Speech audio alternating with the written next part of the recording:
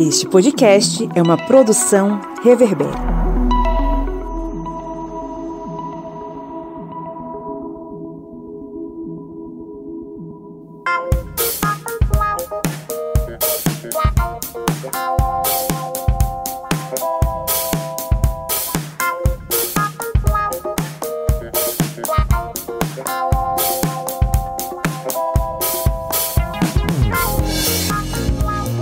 Olá, historiantes! Está entrando no ar a sua, minha, nossa Minipédia, seu programete sobre assuntos históricos em formato expresso, aquele programete que te acompanha no cafezinho da manhã, ou na ida para o trabalho, para a escola, ou nas atividades físicas. Em 30 minutos você fica mais sabido e mais sabida e chega até o seu destino, né? Eu sou o Pablo Magalhães e estou aqui acompanhado dele, o homem que criou um soviete na beira do Rio São Francisco e hoje estava secando a Argentina, o seu Kleber Roberto. E aí, pessoal, beleza? Aqui com o soviete cheio de dor no braço, dor de cabeça. Acho que é a ressaca da Croácia. Deve ser um Croácia City, Pericity, alguma coisa desse tipo. Uma bursite. É. Já casa com o nome deles. E direto do Maranhão, ela que não quer reprovar ninguém, mas sempre fica alguém na prova final. Senhora Joyce Oliveira. É isso aí, gente. Depois aí de um período afastado por questões aí de mudança de casa, estou aqui falando 2 graus abaixo da linha do Equador do tempo das mangas. Mas não vai reprovar ninguém não, né, Joyce? Não sei. Fica no alto. Depende. Análise. Bom, estamos aqui hoje em mais uma Minipédia para falar sobre o que, dona Joyce? A gente vai falar hoje, né, sobre uma produção aí da Netflix, inclusive Netflix note a gente, né, que chama Nada de Novo no Front. Perfeito, um filmão aí sobre a Primeira Guerra Mundial. Pois é, um filmaço que vale muito a pena assistir, né? E é um filme que aborda necessariamente a Primeira Guerra Mundial, né, Kleber? Define aí quais pontos principais a gente poderia tirar, seja lá do filme, seja lá do assunto que a gente vai tratar hoje. Beleza, pra gente entender bem esse filme, essa produção, a gente tem que entender primeiramente a Primeira Guerra Mundial em si, ali o conflito ali no fronte ocidental, a Guerra de Trincheiras. No segundo momento a gente entender que esse filme ele não é uma produção que surgiu, digamos, de um roteiro, de um diretor. Ela é baseada no livro. E aí a gente tem que entender a influência do livro junto com o filme. E no terceiro momento, entender também que não é a primeira vez que essa história ela foi parar nas telas de TVs, mas ela já foi para as telas dos cinemas. Isso lá em 1930, e entender o impacto desse filme ali no meio do governo nazista alemão. Já deu para notar aí, você que está nos ouvindo, que o negócio é bem profundo, né? Vamos tentar destrinchar Nada de Novo no Front e como esse filme ele se conecta com a Primeira Guerra Mundial. Mas antes, lembrando que você que nos ouve no Spotify ou na Apple Podcasts, você pode nos ajudar a crescer, né? Fazendo a avaliação da gente, né, Joyce? É isso aí, meu compadre, minha comadre, né? Quando você escutar a gente, né, no Apple Podcast ou no Spotify, você pode ir lá, né, e dar 5 estrelinhas pra gente, para que a gente seja, né, mais divulgado, e com isso você já vai estar ajudando, né, o historiante, né, e a equipe todinha aqui prepara esse conteúdo para você. É isso aí. E lembrando que os nossos ouvintes têm desconto nos cursos do historiante, né, Kleber Roberto? Isso mesmo, pessoal. E falando em cursos, a gente tá com um curso, tá aí na agulha, um curso muito bom, que é Escrita na História, que é um curso voltado para você, que é professor, educador, que trabalha com história ou que admira conteúdos históricos. Temos esse curso. E lembrando também para você que está ouvindo, que vai fazer concurso para PM Pernambuco, a gente tem também um curso de História de Pernambuco. Aí você também, concurseiro, já tem também o curso aí disponível para aprimorar seu conhecimento sobre a história pernambucana. Perfeito, os links estão na descrição do episódio e aproveite o cupom de 20% de desconto e faça a sua inscrição agora mesmo, tá? Bom, dito isto, vamos para o nosso conteúdo.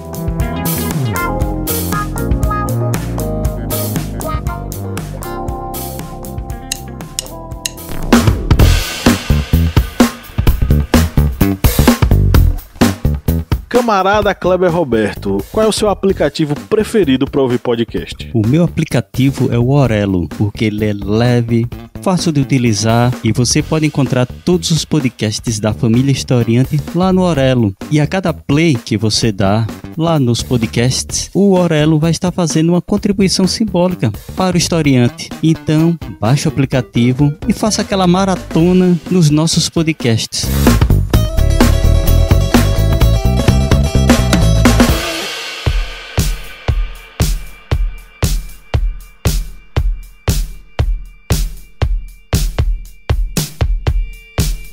Nada de Novo no Front é um filme, na verdade, é um filmaço, tá? São 2h30 de muita informação, de uma história que segue alguns adolescentes. A gente acompanha o caminho do Paul, que vai para o fronte ocidental e, juntamente com seus amigos, extremamente idealista, muito animado, entusiasmados com o conflito, eles acreditam realmente estar indo ali em direção à glória, ao sucesso e, vamos dizer assim, à fama também, né?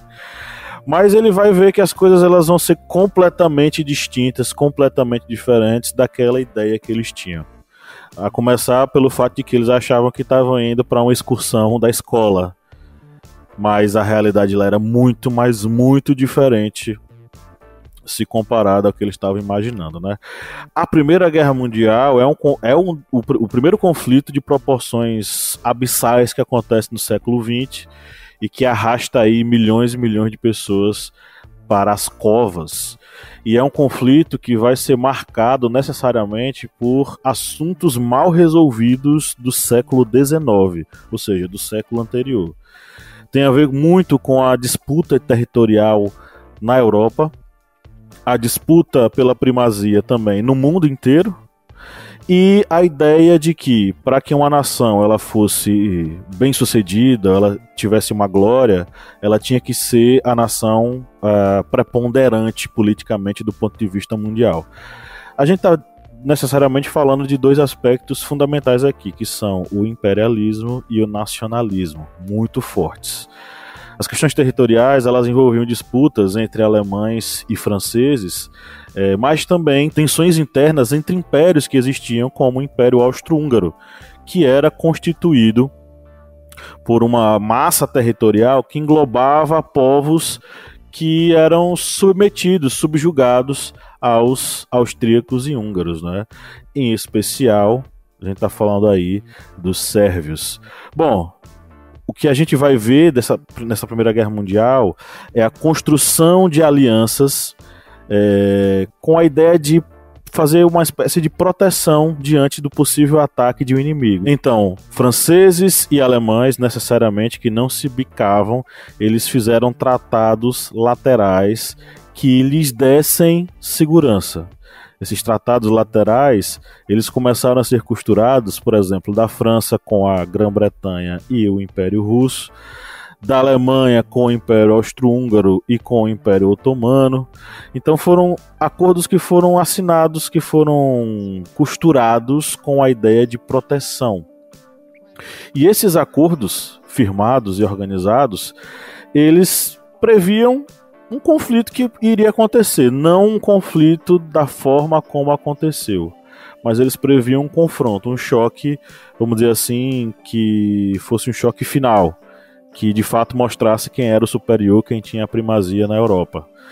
Inicialmente, essas nações elas acreditavam que esse conflito duraria meses, mas no final das contas, o conflito durou anos e arrastou para a morte diversas e diversas pessoas. E aí, né, o que é que a Primeira Guerra Mundial ela tem de diferente das guerras que aconteceram antes, né, por exemplo, no século XIX? E a gente pensa muito no Hobsbawm, né, o conceito de guerra total.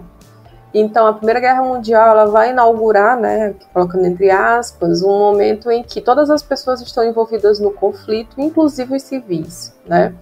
E aí, a guerra ela é dividida em diferentes momentos que vão retratar, né, os passos ocorridos durante esse longo conflito. É bom demarcar aqui, né, essa conjuntura, né, de nacionalismos extremados, né, os acordos que foram estabelecidos, o militarismo que estava sendo em voga nesse sentido, né, nesse período, vai ter um ponto auge, né, dentro da linha da história, que vai ser o assassinato do Francisco Ferdinando, ou Franz Ferdinand, né, que aconteceu em 28 de junho de 1914. Que ele era o arquiduque do Império Austro-Húngaro. Então, a partir da morte dele, né, do assassinato dele por um sérvio, você vai ter um alinhamento dos blocos, né, e vai ser esse alinhamento de blocos, né, de países opostos que vai levar ao conflito. E aí, quem são as pessoas que estavam envolvidas nos países, né, entre esses blocos?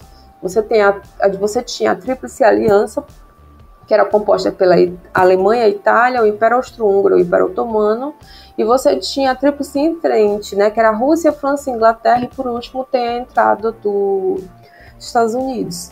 Então, o primeiro momento, né, da Primeira Guerra Mundial vai ser caracterizado a partir de 1914, com a tentativa de avançar sobre o território do inimigo. E aí esse momento é chamado de guerra de movimento, né? Onde você tem, sobretudo, o avanço dos alemães que vão conquistar territórios na França. Isso é uma coisa, por exemplo, que é mostrada, né, no filme de uma forma que é uma forma bem densa ao longo de toda a narrativa. E aí, nesse período, né, enquanto os alemães eles estão tomando territórios franceses, né, a transferência da capital da França para a cidade de Bordeaux, porque a intenção dos alemães era o quê, né? Era conseguir marchar sobre Paris.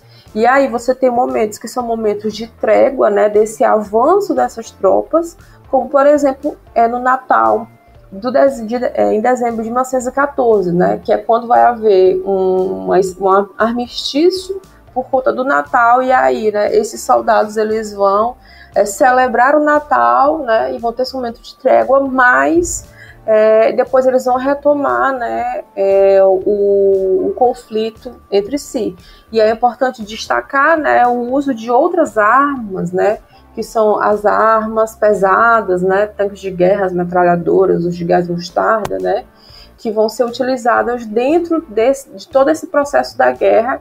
Como eu ressaltei no começo da minha fala, né, é uma guerra nova porque traz elementos novos, que são elementos novos que levam, né, a mortes que são mortes ainda desconhecidas nesse contexto. E um desses elementos novos estava a propaganda. A propaganda do conflito, que era algo que foi muito utilizado, que é algo que pode ser visto já no início do filme, agora de 2022, como também da primeira versão de 1930, que ainda tinha o nome Nenhuma Novidade no Front. Essa primeira versão, que é também baseada no mesmo livro, mostra logo de início todo aquele entusiasmo. Nas duas versões são, no caso, professores que vão insinuando a glória da guerra, a vantagem de ir para o conflito. Joyce falou um item que foi utilizado muito nas propagandas, que era o marchar sobre Paris, que isso fica bem explícito no filme, logo no início, porque algumas vezes é citado exatamente a marcha sobre Paris do exército alemão, e tudo isso incitava exatamente a convocação e a utilização desses soldados no conflito. Só que tudo isso aí fazia logicamente parte de uma propaganda, e essa propaganda ia tanto desse boca a boca dos professores, como os cartazes, como tudo o que incitava, digamos, uma demonização do inimigo, como também a glorificação da batalha. Só que no filme essa glorificação ela não existe, literalmente ela é totalmente apagada. E o que nós temos é exatamente a guerra de trincheira do fronte ocidental como ela realmente é.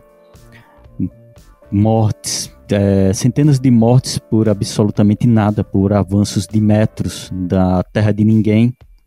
E esse filme ele se baseia principalmente ali na fase final, de 1917 e 1918, que é exatamente o momento em que o exército alemão está totalmente depauperado, digamos, só a sobra do que era o grande exército alemão de 1914. E é exatamente esse momento de desespero, de morte, de desesperança, de fim da inocência, que é muito utilizado, digamos assim, de forma subjetiva no filme, que é retratado e que é exposto naquele final de guerra ali em 1918. Pois é, é interessante que essa guerra de movimento, ela preconizou, na verdade, na cabeça, por exemplo, dos alemães, que eles iam ganhar rapidamente a guerra.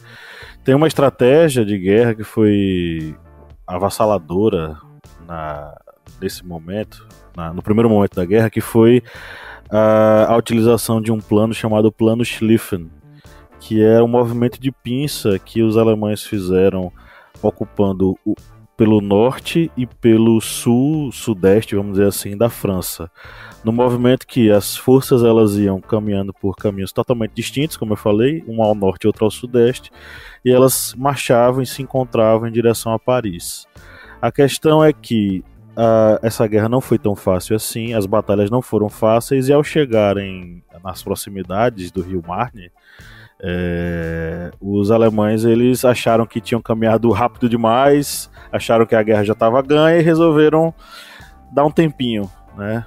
Foi o tempo necessário para que as forças britânicas chegassem e dessem auxílio para os franceses, num dos capítulos mais interessantes da guerra, quando taxistas franceses eles se uniram aos esforços de guerra para conduzir os soldados até o fronte de batalha.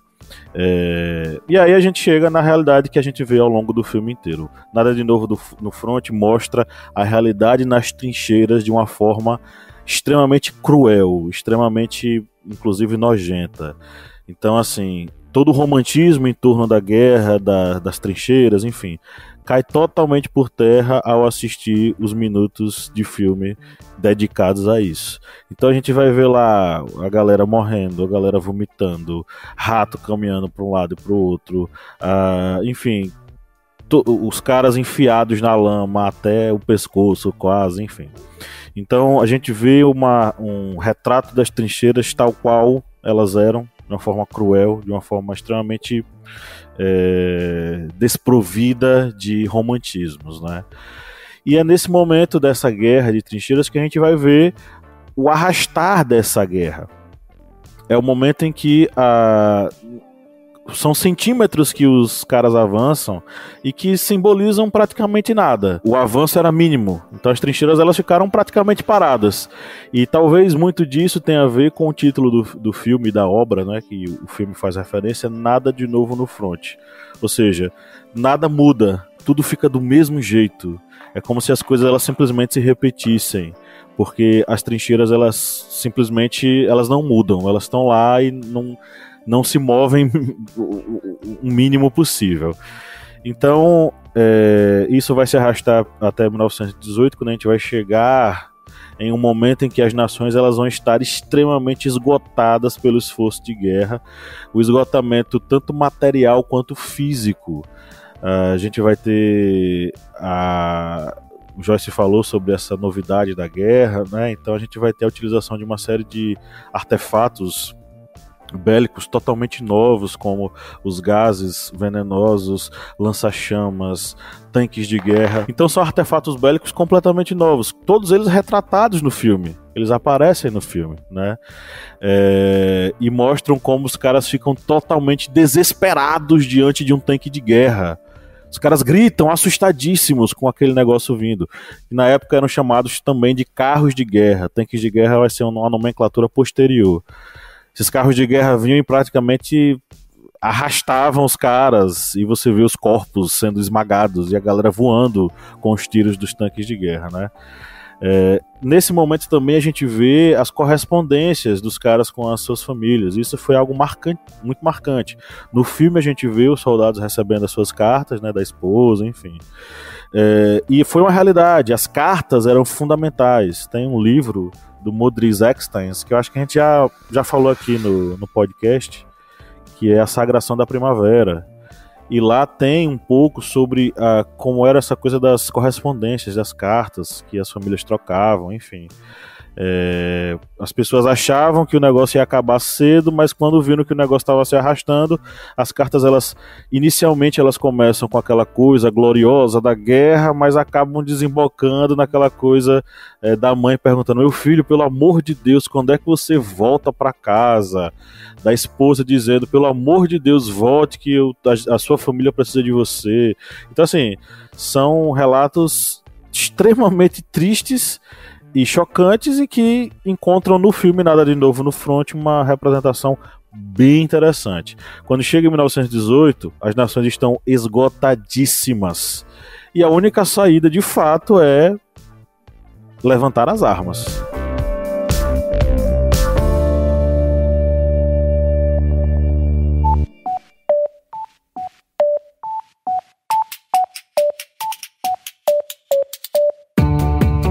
Joyce Oliveira, quem acompanha o Historiante há um bom tempo, já curte o conteúdo, pode nos ajudar a manter o projeto, né? Senhor, pode sim. Quem quiser ajudar, né, a gente do Historiante a continuar produzindo esse conteúdo maravilhoso, pode ir lá no nosso apoia.se. Aí vai se tornar o nosso apoiador e vai ter acesso a conteúdos exclusivos, a cursos que a gente produz para os nossos apoiadores, né, a materiais didáticos, vai também ter sorteios de livros, enfim, né? Tem podcast secreto. Ou seja, vai ter um mundo novinho, exclusivo, para quem for, né, aquela pessoa maravilhosa que resolver apoiar o Historiante. E o endereço qual é? apoia.se/historiante. O link tá na descrição desse episódio.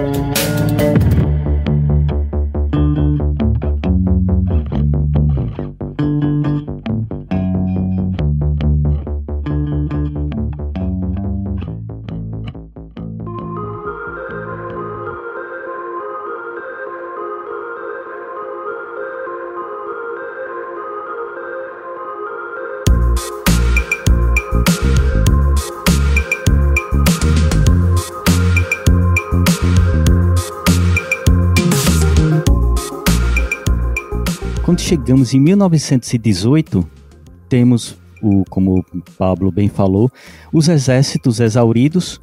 O único que não estava exaurido e é comentado no filme é os Estados Unidos, que ficam mandando enxurrada de soldados para o fronte ocidental. O exército alemão, como dito anteriormente, já estava totalmente depauperado. Uma cena também que é bem simbólica no filme, que é reproduzida no livro, e que muitos historiadores também comentam isso, é a fome no exército alemão. Os soldados alemães, quando tomam uma trincheira francesa, que eles veem uma mesa assim com carnes, pães, mel, eles devoram tudo, começam a devorar ali desesperados, porque a fome já estava afetando o exército alemão, que já estava com dificuldades até disso, de alimentar seus soldados. E no meio de tudo isso, tinha uma divisão política na Alemanha, porque de um lado, que isso também é reproduzido num filme, tem pessoas ligadas a grupos imperiais e os grupos militares, e do outro os sociais-democratas. E esses sociais-democratas, eles queriam liderar o armistício, ou seja, vamos parar a guerra porque a gente não está aguentando mais. É algo que também é reproduzido no filme. Tem uma cena logo no início falando que perdiam 45 mil soldados em poucas semanas, de uma força que já tinha sacrificado milhões nos 4 anos. E isso é também demonstrado no filme, que um general que é reproduzido no filme, ele demonstra aversão aos sociais-democratas. Os sociais-democratas vão destruir o mundo, porque esse militar, ele queria levar a guerra até a última consequência, porque ele queria ter aquela ideia do heroísmo, porque ele vinha de família militar.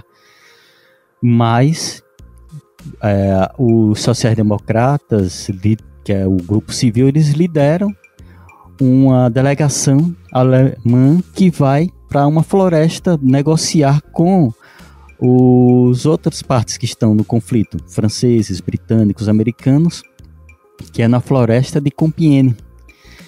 E nessa floresta há os primeiros, digamos, reuniões, e os aliados ocidentais, franceses, britânicos, americanos, entregam o acordo para os alemães e dão aquele prazo que é também que é falado no filme, de 72 horas.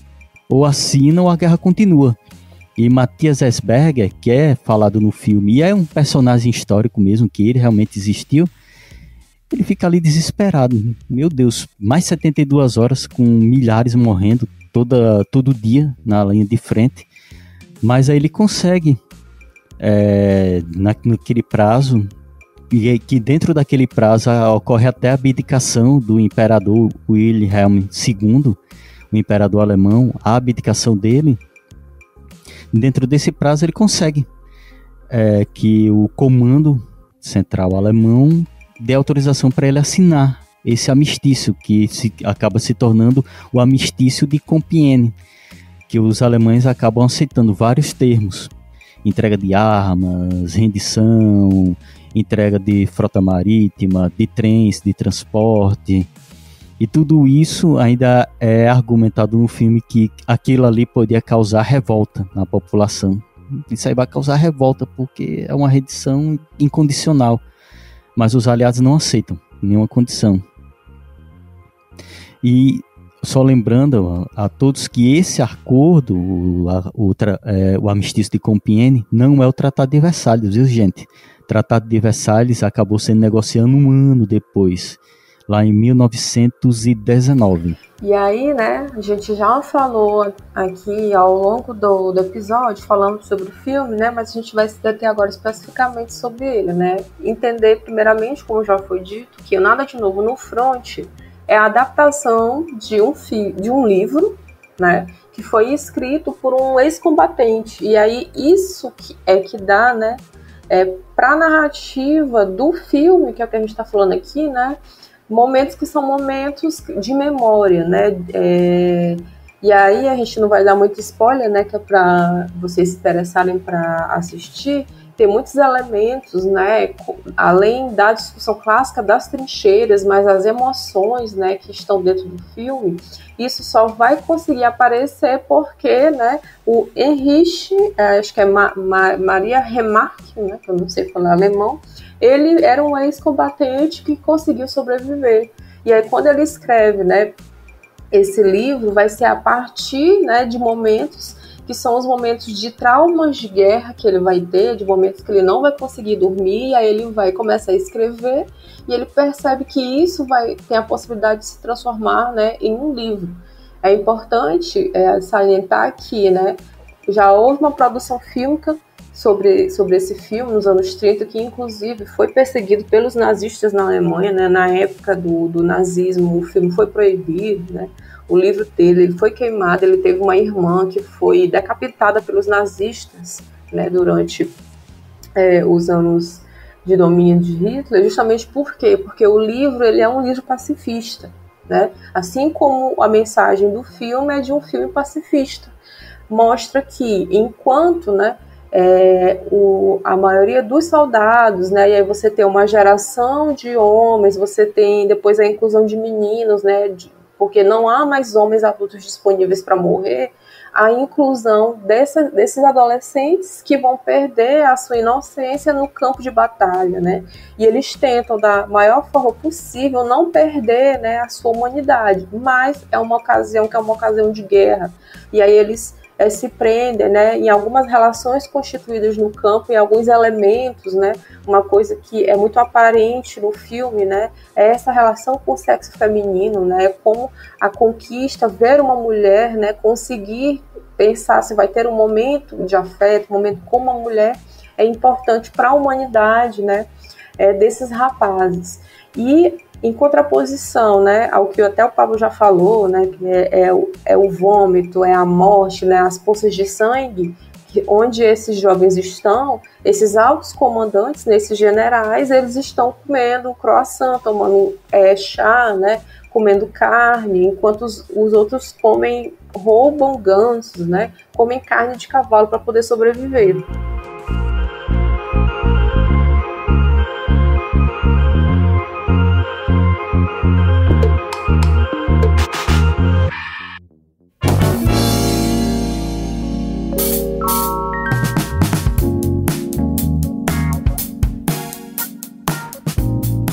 Pois é, um retrato bem cru do que foi a Primeira Guerra Mundial.